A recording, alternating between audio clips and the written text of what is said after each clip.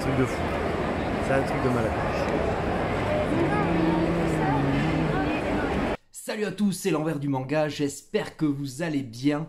Est-ce que vous avez vu cette foule à la Japan Expo 2019? C'est quoi la Japan Expo? C'est un salon événementiel autour de la culture japonaise. Il va y avoir du manga, de l'animation, des jeux vidéo, des jeux de société, des jeux de plateau et j'en passe. Et c'était ma première Japan Expo. Ma première impression, c'est ce gigantisme, voilà. Cette oppression que j'ai eue pour un petit campagnard pour moi. Ça a été une belle aventure, la Japan Expo, mais cette notion de grandeur m'a beaucoup oppressé. C'est aussi un endroit très commercial.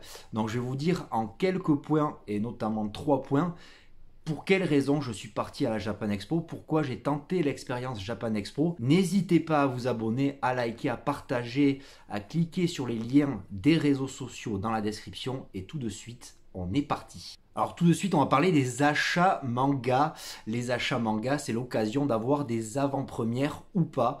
Donc je vais vous montrer les achats que j'ai fait là-bas. Et tout de suite, on est parti avec Glénat. Et notamment avec le tome 7 de Dr Stone et le tome 8 de Dragon Ball Super. On continue avec Kiyun qui, comme tous les éditeurs, proposait des goodies pour l'achat de 3 mangas. La Japan Expo, c'est l'occasion d'avoir des goodies exclusifs. C'est pas un truc qui me hype forcément les goodies. Certains sont sympas, d'autres non. Donc j'en ai refusé quelques-uns pour avoir de la place dans les poches. Je vais en donner quelques-uns. Et donc on commence avec Kiyun et on continue avec le My Hero Academia, tome 19. Le Tsugumi Project, voilà, que j'ai déjà lu, qui m'a vraiment beaucoup plu. C'est de la post-apo. Voilà, avec un Japon détruit, ce sont des détenus qui ont essayé de trouver l'arme nucléaire qui a détruit le Japon. C'est très très cool, c'est très très beau. Et enfin, en avant-première chez Kiyun, il y avait Gigante de Hiroya Oku, donc l'auteur de Gantz et Last Hero Inuyashiki, que j'ai adoré. Last Hero Inuyashiki, c'est Gigante qui sortira le 29 août. Je vais m'empresser de lire ce manga très très vite. Et bien chez Kiyun, les goodies, c'était plein de choses. Voilà, petite plaque militaire, ça c'est pas trop mon trip, et ainsi un gobelet My Hero Academia, donc ça ira aux gamins, ainsi qu'un tote bag. Voilà, un petit tote bag, voilà, pour mettre les mangas. On enchaîne avec en avant-première chez Soleil Manga la sortie du tome 7 de Battle Royale, un tome 6 explosif, beaucoup de bagarres, donc il me tarde de lire ce tome 7. Le tome 9 de The Promise de Neverland, peut-être l'avant-première qui m'a le plus hypé, voilà, chez Kazé, Promise Neverland. Le tome 8, je l'ai lu il n'y a pas très longtemps en plus, ça sort en août également. Génial. Mais que dis-je, il y avait encore mieux, Megan d'édition l'a annoncé très tard, extrêmement tard, et j'étais comme un fou avec la sortie des nouveaux Kingdom pour les abonnés en avant-première, avec le tome 23 que j'ai déjà lu, j'ai pas pu résister, le tome 24, les deux derniers, les tomes 25 et 26, je me les garde, mais je vais avoir du mal à résister. Et comme dernier achat à la Japan Expo, j'ai été à la rencontre des éditions H2T, que je connaissais de nom, j'avais vu des mangas passer sur les réseaux sociaux et j'ai pu me procurer le tome 1, les tomes 1 de Flair Zero, voilà, de Salvatore Nives, et le tome 1 de Innermost de Red Jet, 2 auteurs qui étaient en dédicace à la Japan Expo, que j'ai pu rencontrer. Ils sont dédicacés.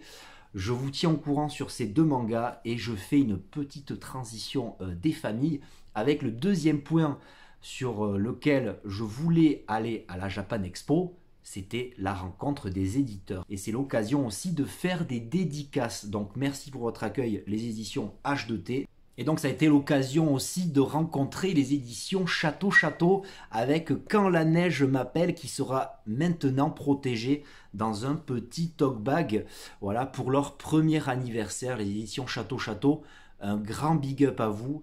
Le patron est très sympa. Je pense qu'il faut du courage pour se lancer dans les éditions de manga et j'ai pu avoir la dédicace de Makoto Aizawa, l'auteur de Quand la neige m'appelle. Les dédicaces, finalement, je pensais pas aimer ça, je pensais pas avoir le courage, la patience de faire la queue pour les dédicaces et je trouve ça magnifique d'échanger avec l'auteur d'un manga qui vous a plu. La Japan Expo, c'est également le moyen de rencontrer les éditeurs avec qui vous avez un partenariat et c'est également Meian, voilà, Meian qui m'a offert généreusement Egregor et j'ai pu rencontrer J Square et Kim Jae-won. Ça a été un plaisir immense de pouvoir discuter avec l'auteur, le scénariste français et le coréen Kim Jae-won qui est responsable des dessins. Voilà, je leur ai parlé notamment de la Corée et aussi des faiblesses du tome 1 ils ont été très réceptifs à mes critiques. C'est très intéressant. Je ne l'ai pas encore lu ce Egregor. Il me tarde fortement de le lire. Avec Egregor, il y avait les petits goodies qui allaient avec. Ils ont sorti pas mal de goodies avec le tapis de souris. Et oui, j'ai ramené ça à ma femme, elle m'a dit mais on n'a pas de souris. Avec le petit porte-clés Egregor que je vais utiliser, je vais mettre dans mon trousseau, ça va être sympa. Une petite tasse, voilà, toujours sympa, un petit mug, toujours intéressant. Et puis les ex-libris. Moi j'aime bien les ex-libris, ça me fait des petites cartes à offrir et tout ça. Donc les ex-libris d'Egregor et de Kingdom. Et enfin, Meian m'a gentiment offert, voilà, des nouvelles séries en avant-première qui sortiront le 18 juillet, notamment avec Baltzar. Voilà, Baltzar, je vous tiens au courant très vite sur les réseaux sociaux. J'ai pris le tome 1. Voilà, de Baltzar, et c'est La guerre dans le sang. Ça m'a l'air sympathique, c'est un truc de guerre. Voilà, donc de Nakajima Michitsune. Voilà, Baltzar. Et enfin, les 7 ninjas des fous. Voilà, ça parle de ninja, ça parle de samouraï. Il y a un peu un petit côté berserk dans le dessin. C'est très très beau, il me tarde de les lire. Et donc voilà, merci à Meian pour votre accueil. Vous êtes très sympathique. À l'année prochaine pour la Japan Expo 21e Impact. Et on termine les éditeurs avec mon passage chez Kana. Kana qui m'a refait. Voilà, ils m'ont carrément refait. Ils m'ont offert un petit paquet avec 5 mangas. Je vous remercie vraiment.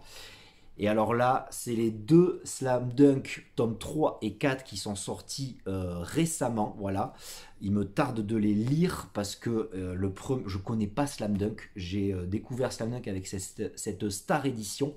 Et donc, il me tarde fortement de les lire. Ce sera le premier match officiel de nos héros. On enchaîne avec le tome 3 de Ragna Crimson. C'est des dragons, il y a de la bagarre, c'est bien foutu. Voilà, je vous tiens au courant. Le tome 2 de Mémésis, voilà, de Mémésis, un peu what the fuck, c'est complètement assumé par l'auteur, série courte qui sera en 4 tomes, voilà, j'aime beaucoup. Et enfin, du Yakuza avec La Voix du Tablier, voilà, un manga qui a fait beaucoup parler de lui sur les réseaux sociaux. C'est un Yakuza surnommé l'Immortel qui devient homme au foyer, donc il y a des quiproquos, ça amène des situations très cocasses. Je l'ai déjà lu, je vous en parle très vite. Donc après les achats, après les éditeurs, j'ai pu rencontrer aussi des auteurs indépendants. Petit message aux auteurs indépendants qui ont beaucoup de courage pour moi, pour ma part. J'ai trouvé ça impressionnant de venir sur le salon et de présenter leur œuvre, que ce soit au niveau des dessins, au niveau des mangas, de la bande dessinée. J'ai rencontré beaucoup de gens et la transition, bien sûr, c'est rencontrer la communauté du YouTube Manga Game et notamment les abonnés et les collègues youtubeurs afin de partager la passion, et ça a été très intéressant de voir d'autres youtubeurs et des abonnés. Je fais référence notamment à Anto Sama, Jérémy Sensei, Manga Corp, Maxga officiel, Monsieur Mangas, Geeko World et bien sûr Ota Culture avec qui je suis parti à cette Japan Expo. On est venu en force du sud. C'était très intéressant de rencontrer les youtubeurs en vrai qui sont tous vraiment très sympas. Tout le monde a une vision différente du manga et de la culture japonaise. C'était très intéressant de discuter avec vous. Voilà, quelques projets sont en cours avec d'autres youtubeurs. Restez actifs sur les réseaux sociaux et sur YouTube. Ça a été une Japan Expo riche en émotions mais très éprouvante. Je réitérerai cette expérience l'année prochaine avec plaisir. Voilà, c'est terminé pour cette vidéo. N'hésitez pas à vous abonner, à liker, à partager, à vous abonner sur les réseaux sociaux. Les liens seront dans la description. Je vous dis à très bientôt pour de prochaines aventures. Ciao!